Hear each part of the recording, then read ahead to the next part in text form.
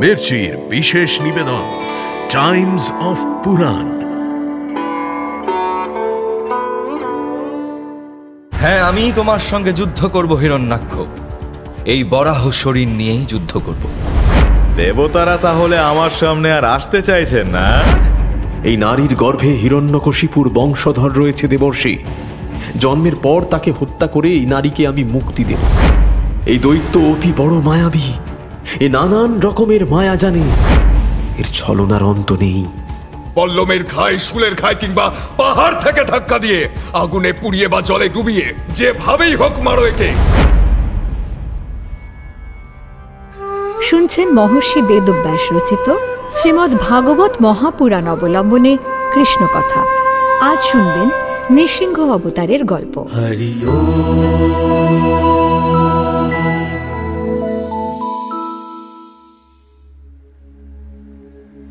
বৈকুণ্ঠের দ্বারী জয় বিজয় ছিলেন শ্রীহরির পরম ভক্ত, কিন্তু সনক সনাতন ঋষির কোপে তাঁরা শ্রীহরির শত্রু হয়ে মর্তে কেন এলেন ঋষিবর? শ্রীহরি স্বয়ং তাঁদের রক্ষা করলেন না কেন? ধর্ম কি এতই নিষ্ঠুর? আমার অজ্ঞতা দূর করুন প্রভু। তোমার প্রশ্নের যুক্তি আছে রাজা, তুমি পরম ন্যায়বান, সুতরাং ধর্ম নিয়ে এমন আশঙ্কা তোমারই সাজে। শোনো পরীক্ষিত, ধর্মের গতি অতি সূক্ষ্ম। ধর্মরূপে ঈশ্বর স্বয়ং বিরাজ করেন। ঈশ্বরকে কি কেউ জানতে পারে? না রাজা, কেউ না। কাজেই ধর্ম কেউ জানতে পারে না। জয় বিজয়ের অভিশাপটা আসলে আশীর্বাদ। শত্রু হওয়াটা কি আশীর্বাদের ঋষিবর? নিশ্চয়ই।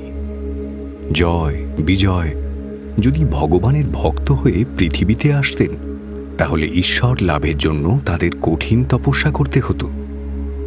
মনুষ্য শরীর ধারণ করে যদিও বা তার দর্শন মেলে, তাও বৈকুণ্ঠের অধিকার লাভ করা প্রায় অসম্ভব ছিল। নরদেহে এত দূর পুণ্য করা যায় না পরীক্ষিত। ঈশ্বরের শত্রু হলে এই অধিকার কি মেলে ঋষিবর? জয় বিজয় পুণ্যবান, তারা শ্রীহরির ছায়া সহচর। তাঁদের উদ্ধারের জন্য শ্রীহরি স্বয়ং দায়বদ্ধ। সনক সনাতন সনত কুমারদের অভিশাপে জয় বিজয়ের মর্তে আসা যখন নিশ্চিত হল, তখন তাঁদের অনুশোচনা দেখে নারায়ণ সন্তুষ্ট হয়ে বললেন, তোমরা দুঃখ করো না বৎস, আমি তোমাদের মুক্তির উপায় বলছি। শোনো, পৃথিবীতে তোমরা যদি আমার ভক্ত হয়ে জন্ম নাও, তাহলে মুক্তি পেতে 7 জন্ম কেটে যাবে। কিন্তু যদি শত্রু হয়ে জন্ম নাও, তাহলে মাত্র 4 জন্মের মধ্যেই আমার হাতে নিহত হয়ে মুক্ত হবে তোমরা। তা কি করে সম্ভব প্রভু? শত্রু হলে এক মুহূর্তও আমাকে ভুলতে পারবে না তোমরা। কি করে আমার ক্ষতি করবে, এই চিন্তা সর্বক্ষণ তোমাদের মনে ঘুরে বেড়াবে। যে কোনো পথেই হোক, প্রতি মুহূর্তে আমাকে ভাবতেই হবে তোমাদের, আর তার জন্য খুব তাড়াতাড়ি কাঙ্ক্ষিত ফল লাভ করতে পারবে। এখন তোমাদের গতি তোমরাই বেছে নাও, আমার ভক্ত হবে নাকি শত্রু? প্রভু, আপনার হাতে নিহত হয়ে সত্তর বৈকুণ্ঠে ফিরে আসতে চাই আমরা। আপনার অদর্শন আমাদের কিছুতেই সহ্য হবে না। আপনার সেবা করা ছাড়া আর কিছুই ভাবতে পারি না। পৃথিবীতে যখন যেতেই হবে, আপনার শত্রু হয়ে যাব প্রভু, এই আশীর্বাদ করুন। তথাস্তু। তোমাদের নিধন করতে আমি নিজেই মর্তে জন্ম নেব। শুনলে পরীক্ষিত, ভক্তের শাপ মোচন করতে ভগবান স্বয়ং আসবেন বলে অঙ্গীকার করছেন। কারণ তারা যে তার শরণাগত, তার আশ্রিত, এই তো হলো সার্থক ধর্ম। তোমার মনের অন্ধকার এবার দূর হলো তো? ক্ষমা করবেন ব্রহ্মর্ষি, আমি অন্যায় কথা বলে ফেলেছি।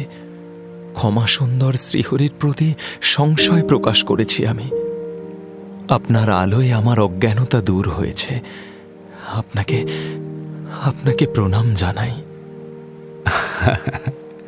অজ্ঞানতাই জীবের স্বাভাবিক প্রকৃতি। ভগবানের কৃপা না হলে অজ্ঞানতা যায় না রাজন।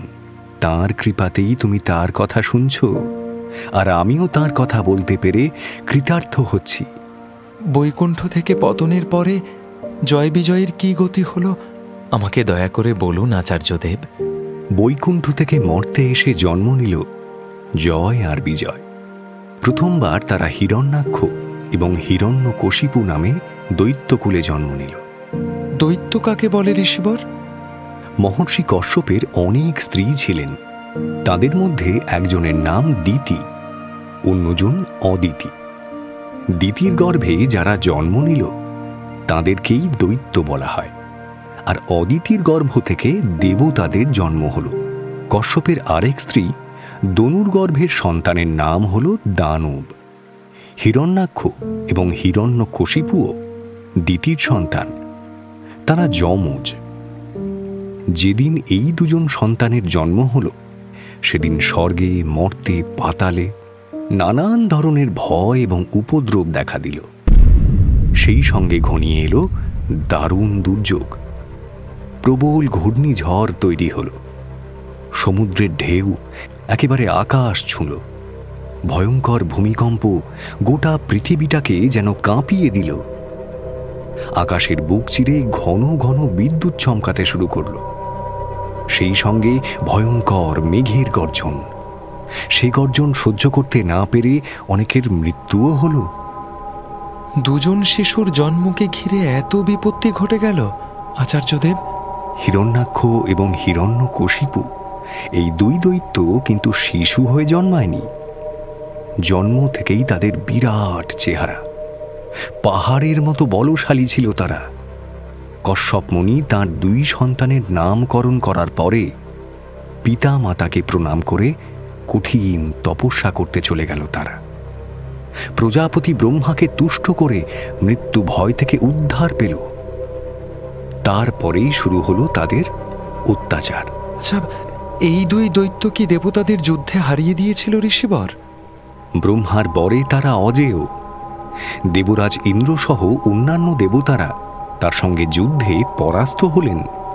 হিরণ্যাক্ষের ভয়ে এবার স্বর্গলোক দেবতা শূন্য হল।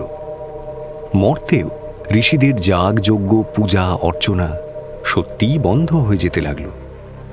যেখানে যজ্ঞের আগুন দেখতে পেত সেখানেই ঝড়ের মতো এসে আগুন নিভিয়ে দিত। ব্রাহ্মণ এবং তপস্বীরা সকলেই যজ্ঞ করতে ভয় পেতেন। তাদের শক্তিকে রোধ করার মতো কেউ ছিল না। কেন আচার্যদেব? প্রভু বিষ্ণুকে দেবতাদের রক্ষা করলেন না? হিরণ্যাক্ষের শক্তি তো সেই ঈশ্বরেরই শক্তি রাজন। তিনি ভিন্ন শক্তিমান আর কে আছেন? তাঁর শক্তি তিনি নিজেই প্রত্যাহার করবেন, তবে সঠিক সময়টা তো দরকার। এদিকে জলে, স্থলে, অন্তরিক্ষে কোথাও যুদ্ধ করার মতো কাউকে খুঁজে না পেয়ে হতাশ হয়ে পড়ল হিরণ্যাক্ষ। সমুদ্রে ঝাঁপ দিয়ে গদার আঘাতে সে ঢেউগুলোকেই চূর্ণ করতে লাগল।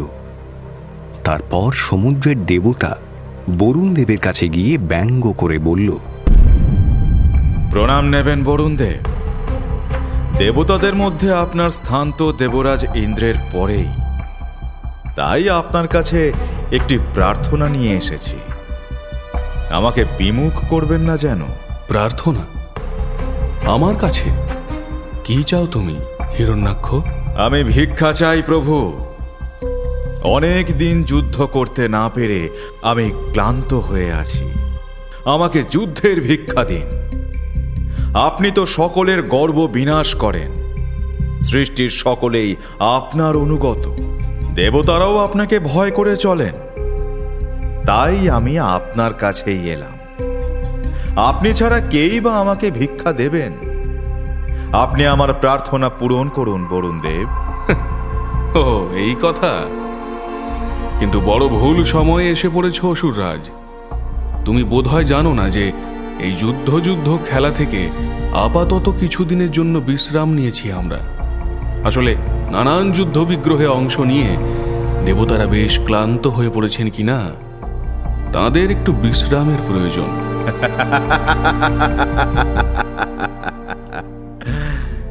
দেবতারা তাহলে আমার সামনে আর আসতে চাইছেন না?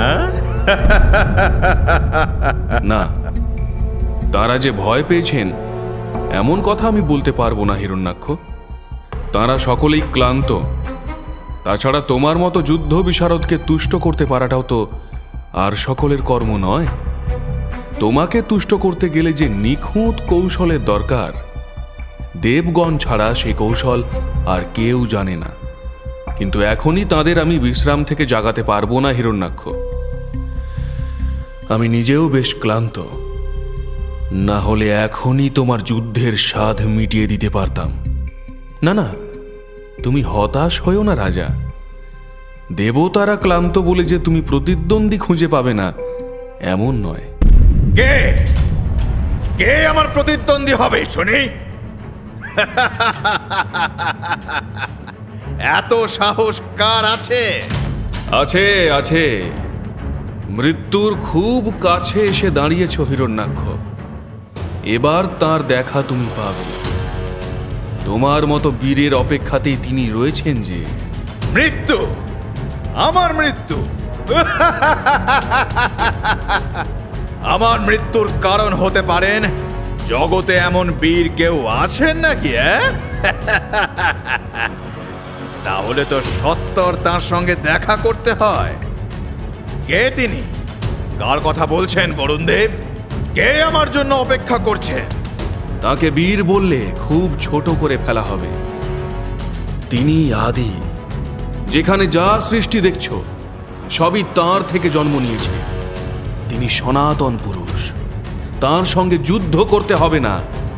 তাকে দেখলেই তোমার শক্তি, তোমার দর্প সব ভেঙে পড়বে।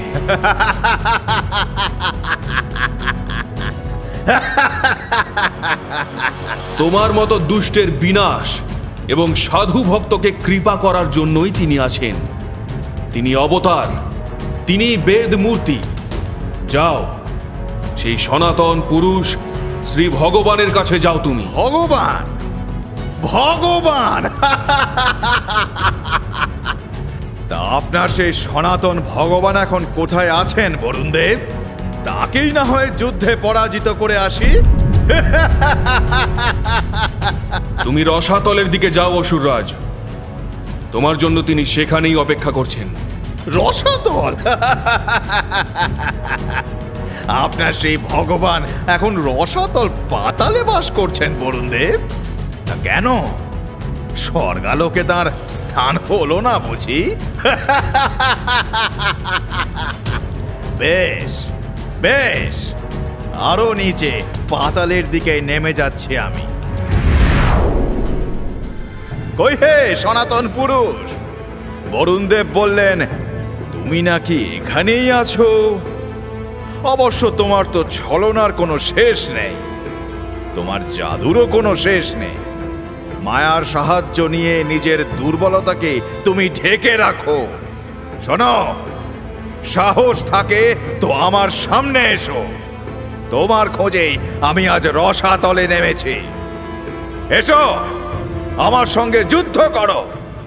তোমাকে বধ করে এবার আমি সনাতন ঈশ্বর হয়ে উঠব। দাঁড়াও হিরণ্যাক্ষ, তুমি নিজেই যখন আমার কাছে পৌঁছে গেছো তখন তোমার নিধনের আর দেরি নেই। আমার হাতেই তোমার মৃত্যু লেখা আছে। কে কে বলল? আরে, এ তো দেখছি একটা বরাহ। হ্যাঁ হিরণ্যাক্ষ, আমিই বললাম। তুমি শুনতে পেলে না? হ্যাঁ, তোমার হাতে মরবো? হ্যাঁ, তুমি? আরে, আগে মানুষের মতো চেহারাটা তো পাও। এমন একটা বরাহের সঙ্গে কি করে লড়াইতে নামবো আমি? আমার মতো শক্তিও তোমার নেই। আর তুমি নাকি সে সনাতন পুরুষ? হ্যাঁ, তুমি আমার সঙ্গে যুদ্ধ করবে? হ্যাঁ, আমি তোমার সঙ্গে যুদ্ধ করব হিরণ্যাক্ষ। এই বরাহ শরীর নিয়েই যুদ্ধ করব। আগে ভয়ানক বিপদ থেকে এই পৃথিবীকে উদ্ধার করি, তারপর তোমার অহংকারকে শেষ করব আমি। হ্যাঁ, তাই নাকি? পৃথিবীকে উদ্ধার করবে? কেমন করে উদ্ধার করবে তা তো নিজের চোখেই দেখতে পাচ্ছি। নিজের দাঁত দিয়ে এই পৃথিবীটাকে টানাটানি করছো কেন? একে কোথায় নিয়ে যাবে? শোনাও, পৃথিবীটাকে সঙ্গে করে যেখানে ইচ্ছা সেখানে নিয়ে যেতে পারো, কিন্তু আমার হাত থেকে তুমি রেহাই পাবে না। এ কথা তোমাকে বলে রাখলাম বরাহ। তোমার কোনো ছল চাতুরি এখানে চলবে না, সুতরাং সাবধান। হিরণ্যাক্ষ, তুমি বোধহয় জানো না আমি কে। আমি বরাহ অবতার। প্রলয়ের সময় পৃথিবীটা অসীম সাগরে ডুবে গিয়েছিল। সেই ডুবন্ত সৃষ্টিকে উদ্ধার করতেই আমি এসেছি। একে নিরাপদ জায়গায় রেখে এসে তারপর তোমার সঙ্গে যুদ্ধ করব।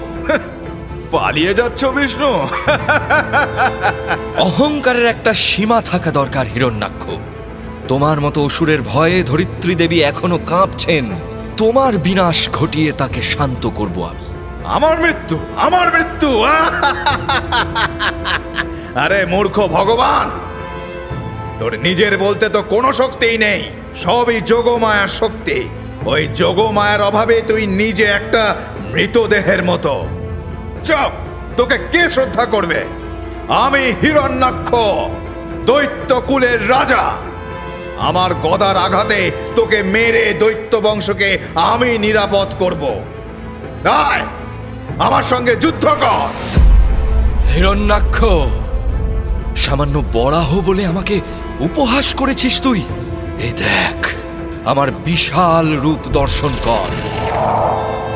স্বর্গ মর্ত পাতাল কোথাও এই রূপের শেষ দেখতে পাবি না। এই বরাহ শরীরের ক্ষমতা এবার দেখ তুই। আয়, আমার সঙ্গে গদা যুদ্ধ কর। তোকে সমূলে বিনাশ করার জন্য আমি পৃথিবীতে নেমে এসেছি।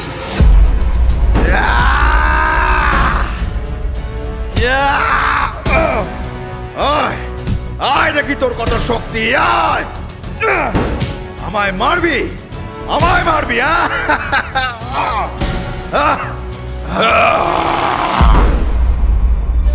পরম পুরুষ বরাহরূপী শ্রী বিষ্ণুর জয় হোক। দেবরাজ ইন্দ্রের প্রণাম গ্রহণ করুন প্রভু। এই দৈত্যরাজ হিরণ্যাক্ষ স্বর্গ মর্ত পাতাল সকলের শত্রু। প্রজাপতি ব্রহ্মার আশীর্বাদে এই দানবরাজ ত্রিলোককে জয় করে নিয়েছে ভগবান। ত্রিলোকের ত্রাস হয়ে উঠেছে। আপনি ছাড়া এই দানবকে আর কে নিধন করবে প্রভু? আপনি বিচলিত হবেন না দেবরাজ। দৈত্যরাজের সমস্ত আস্ফালন এবার শেষ হবে। হিরণ্যাক্ষ দৈত্যকে আমি বধ করব। কি? তোর এত বড় সাহস? এত বড় সাহস? এই ভগবান, তোর স্পর্ধা থেকে আমি বিস্মিত হচ্ছি। তুই আমাকে বধ করবি বলে গর্ব করছিস? ওই দেখ, ওই দেখ, এই দেবরাজ ইন্দ্রকে দেখ। এনাকে দেবতাদের রাজা, এখনো ভয়ে থরহরি কাঁপছে। দাঁড়াও দেবরাজ, এই বরাহটাকে বধ করে আমি তোমার কাছে যাব। তোমার পালা। এই বরাহ, সাবধান!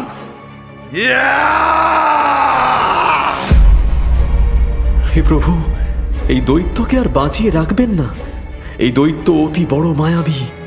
এ নানান রকমের মায়া জানে। এর ছলনার অন্ত নেই। এদিকে তাকিয়ে দেখুন প্রভু, সন্ধ্যা হয়ে আসছে। এই অন্ধকারে এই দানবরা আরো বেশি বলশালী হয়ে ওঠে। একে আর বাঁচিয়ে রাখবেন না প্রভু। এখনই এর বিনাশ করুন, এখনই। তথাস্তু দেবরাজ, তাই হবে। সুদর্শন, সুদর্শন, সুদর্শন। বিষ্ণু, বিষ্ণু, এই যে তোমার মায়া শুরু হলো। তোমার তাহলে নিজের শক্তি একদম শেষ। এবার সুদর্শনের জোরে আমাকে জয় করবে ভাবছো, তাই না? না না না, তা আমি হতে দেব না। আমাকে তুমি কিছুতেই খুঁজে পাবে না, কিছুতেই না।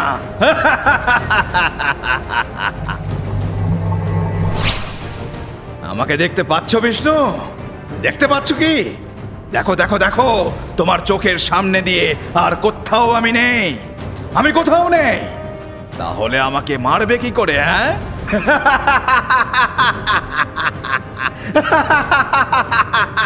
খোঁজো খোঁজো বিষ্ণু, খোঁজো আমাকে, খোঁজো তুমি। আমি কোথায়? কোথায় আমি? খোঁজো খোঁজো। মূর্খ অসুর, তুই আমাকে ফাঁকি দিতে চাস? আমাকে মায়া দিয়ে ভোলাতে চাস? এই দেখ, আমার সুদর্শন তোর সকল মায়া নাশ করে দেবে। হে কি আমি অদৃশ্য হতে পারছি না কেন? আমার চারপাশে এই মেঘের সৃষ্টি হচ্ছে না কেন? আমি দৃশ্যমান হয়ে পড়ছি কেন? আমার এই ত্রিশূলের আঘাতে তোমায় শেষ করে দেব বিষ্ণু। যা, ওই মাটিতে পড়ে থাক তুই, তোকে ওখানে ফেলেই মারবো আমি। বিষ্ণু, আমাকে মাটিতে ফেলে তুমি নিজেও বাঁচতে পারবে না। তোমার এই একই গতি করব আমি।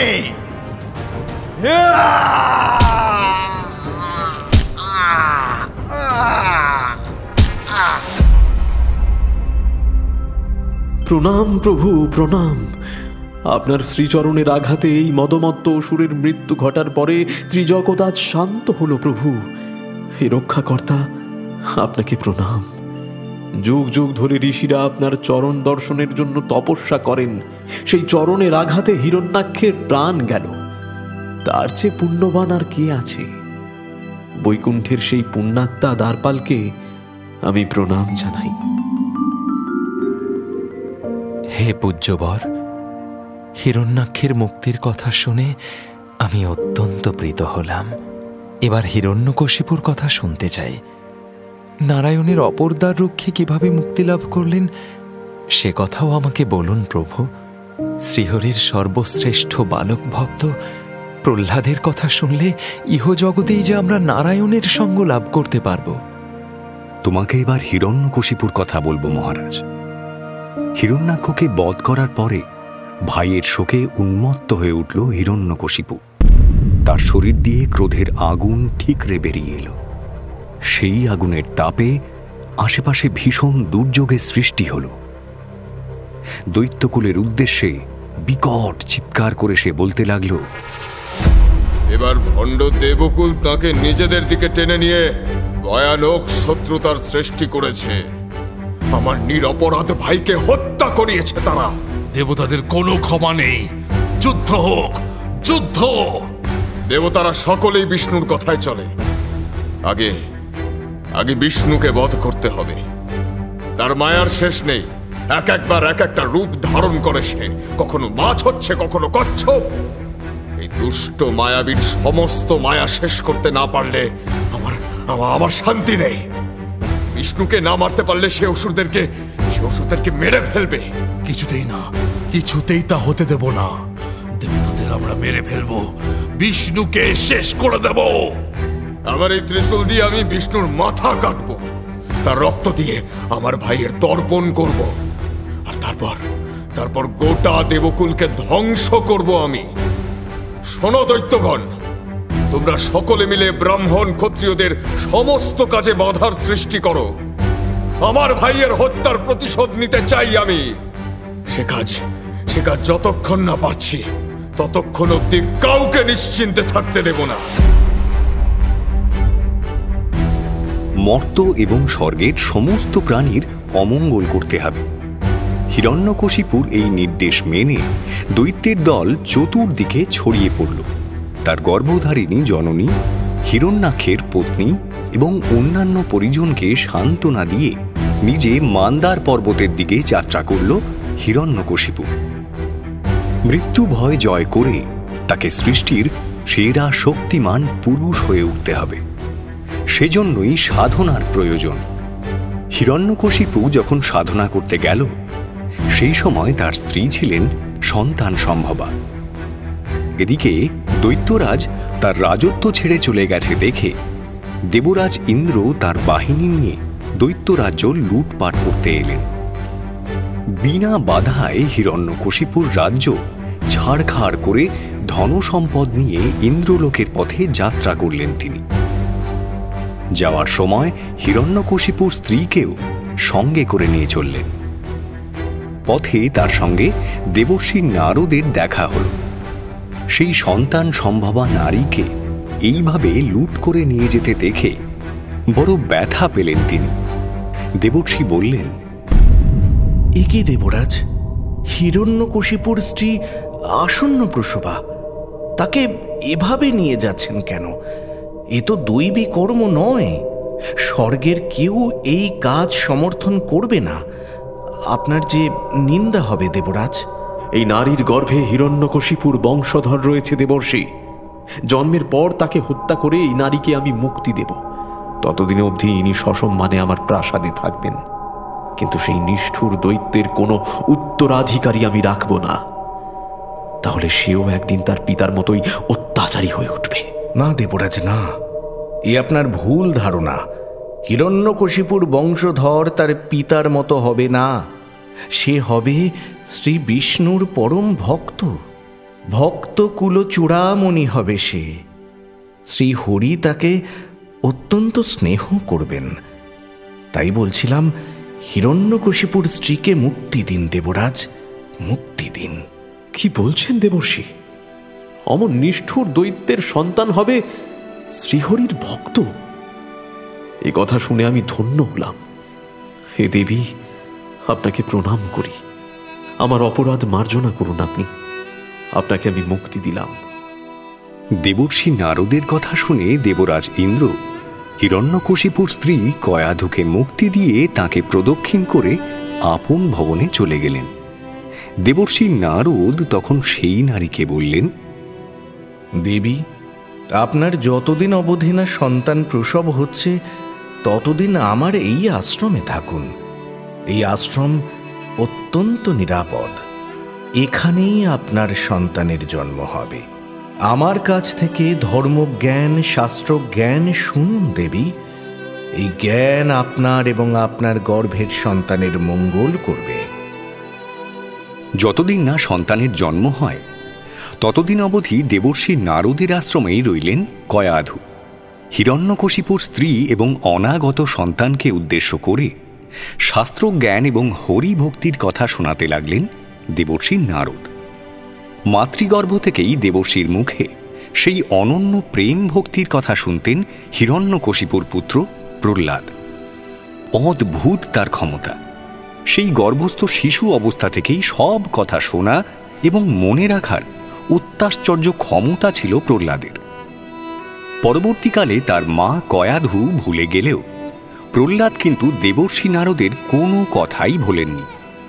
অনন্য হরিভক্তির আদর্শ নজির ছিলেন প্রহ্লাদ। যে হিরণ্যকশিপু শ্রীহরির পরম শত্রু, তার পুত্রের এই হরিভক্তি প্রহ্লাদকে বিপদের মুখে ঠেলে দেয়নি ঋষিবর?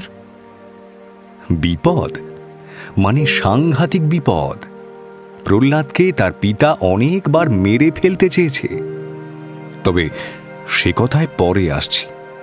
আগে বলি, হিরণ্যকশিপুর কঠিন তপস্যায় তুষ্ট হয়ে প্রজাপিতা ব্রহ্মা তাকে দেখা দিলেন। তার প্রার্থনা পূরণ করতে গিয়ে এক অদ্ভুত বর দিলেন ব্রহ্মা। তিনি বললেন, হিরণ্যকশিপু, দিনে কিংবা রাতে কেউ তোমায় মারতে পারবে না। পশু কিংবা মানুষের হাতে তুমি মরবে না। স্বর্গ বা মর্তের কোনো অস্ত্রই তোমাকে বধ করতে পারবে না। আপনার অশেষ কৃপা প্রজাপিতা, আমি ধন্য হলাম। দয়া করে আরো একটা বর দিয়ে যান। তপস্বীরা যে যজ্ঞ করেন তার পুণ্য ফল যেন তাঁরা না পান, সেই সব পুণ্য আমি একাই অর্জন করতে চাই। তথাস্তু, তাই হবে। স্বর্গে বা মর্তে যেখানে যত যজ্ঞ এবং তপস্যা হবে, তার সকল পুণ্য তুমি একাই ভোগ করবে দৈত্যরাজ।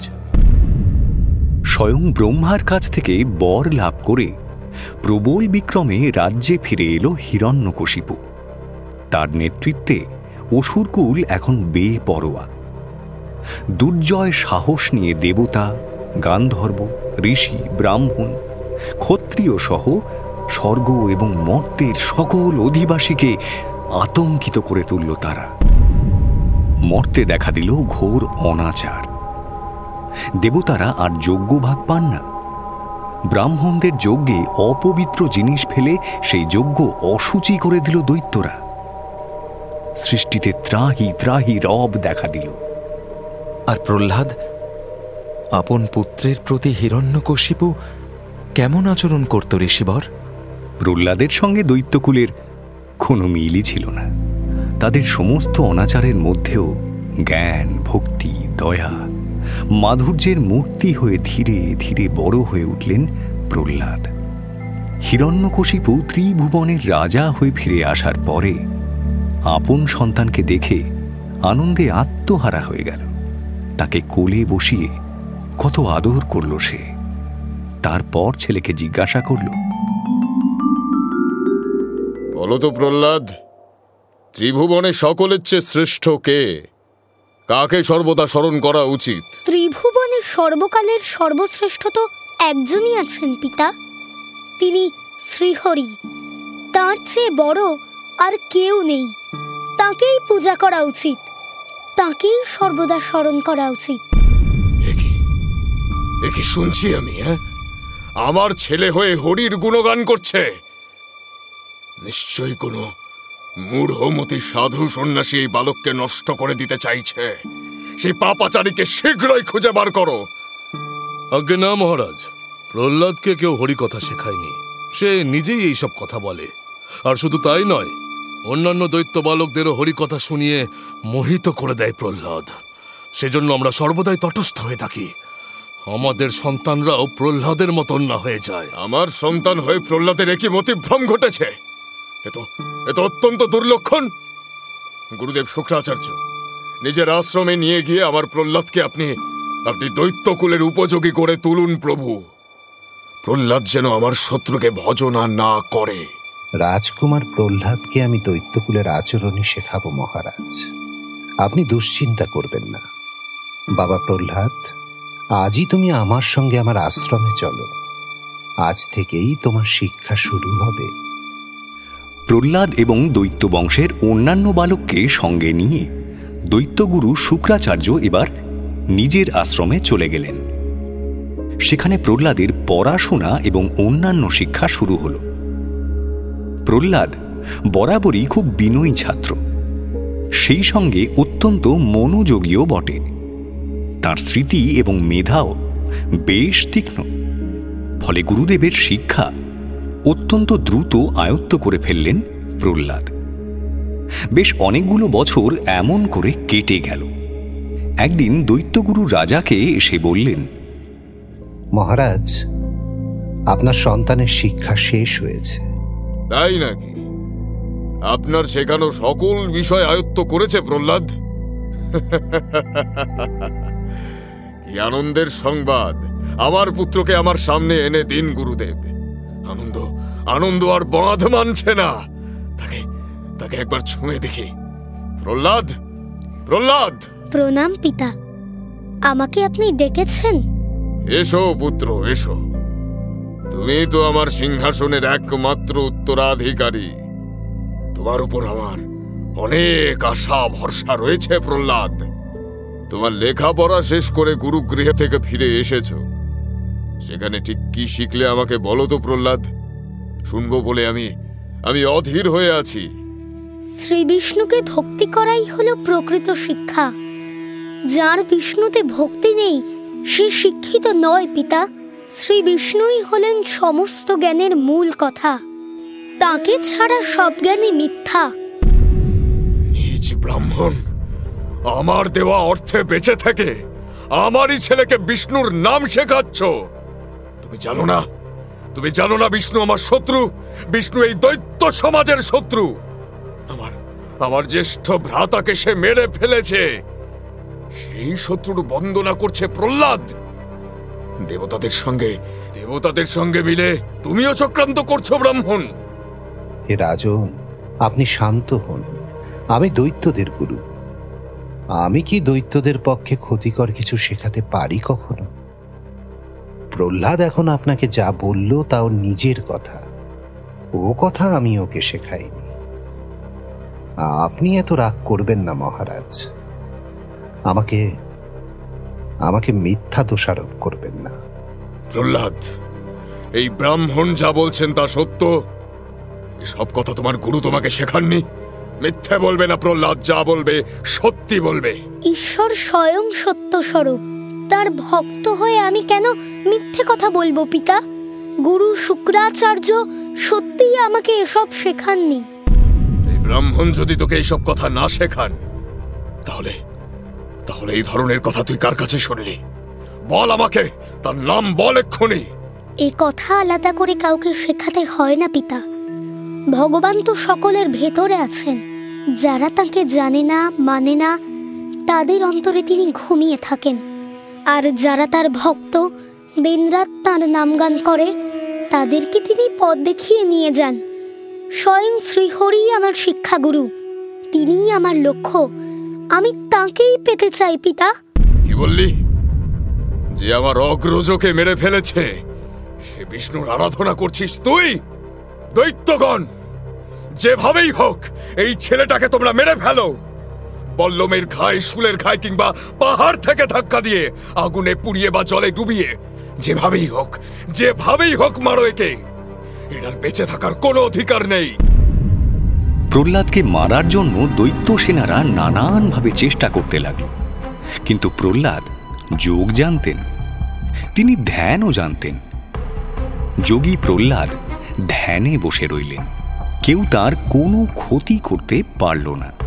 তাদের সব চেষ্টাই বিফলে গেল দেখে হিরণ্যকশিপু বেশ ভয় পেল এবার। তবে হাল ছেড়ে দেওয়ার মানুষ সে নয়। প্রহ্লাদকে মেরে ফেলার নিত্য নতুন উপায় ভাবতে লাগল সে। তাকে ঝড়ের মুখে, আগুনের মুখে, উত্তাল সমুদ্রে নিক্ষেপ করতে লাগল হিরণ্যকশিপু। কিন্তু প্রহ্লাদের কিছুই হল না। প্রতিবারই সে বেঁচে ফিরতে লাগল। এমনকি হিরণ্যকশিপুর বোন রাক্ষসী হোলিকা অবধি প্রহ্লাদকে মারতে চেষ্টা কম করেনি। সে নিজে মারা গেল, তবু প্রহ্লাদ বেঁচে রইলেন। নিজের সন্তানের এই অলৌকিক ক্ষমতা দেখে ভয়ে এবং বিস্ময়ে আকুল হয়ে রইলেন হিরণ্যকশিপু। উদ্ধত স্বরে সে জিজ্ঞাসা করল, বিষ্ণুর মায়াবিদ্যা শিখেছিস তুই? আমাকে সত্যি করে বল প্রহ্লাদ, প্রতিবার তোকে কে বাঁচায়? কে তোকে সমস্ত বিপদ থেকে রক্ষা করে? বল আমাকে। আমি কোনো মায়া জানি না পিতা। আমি শুধু পরমেশ্বরকে জানি। তিনিই আমার একমাত্র উপাস্য। তিনিই আমাকে বাঁচান। তোর পরমেশ্বর তোকে দেখতে পায় কি করে? হ্যাঁ, কোথায় থাকে সে? তিনি তো সর্বত্র আছেন, সবখানে আছেন। তিনি না থাকলে এই জগৎটাই যে আর থাকতো না পিতা। তো সেই বিষ্ণু সর্বত্র আছে? বেশ, এই যে সামনেই থামটা রয়েছে, এর মধ্যেও সে আছে? নিশ্চয়ই আছেন।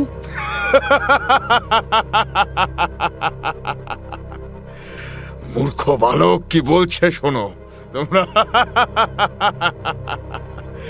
শোন প্রহ্লাদ, এই থামের গায়ে আমি পদাঘাত করছি। দেখি তোর পরমেশ্বর সেই থাম ভেঙে বেরোয় কিনা। পদাঘাত করল হিরণ্যকশিপু, আর ঠিক সেই মুহূর্তে পাথরের বিরাট থাম চৌচির হয়ে ভেঙে এক ভয়ঙ্কর গম্ভীর হুঙ্কার বেরিয়ে এলো। সেই আওয়াজটা কোথা থেকে আসছে কিছুতেই বুঝতে পারল না হিরণ্যকশিপু। বিস্ময় এবং আশঙ্কায় অধীর হয়ে চতুর্দিক খুঁজতে লাগল সে। গোটা রাজসভা অবাক হয়ে তাকিয়ে আছে। ঠিক তখনই সকলে সবিস্ময়ে দেখতে পেল সেই থামের ভেতর থেকে ভয়ঙ্কর নৃসিংহ মূর্তি বেরিয়ে আসছে। মূর্তির অর্ধেক মানুষ আর অর্ধেক সিংহ। এমন রূপ এর আগে কেউ কখনো দেখেনি।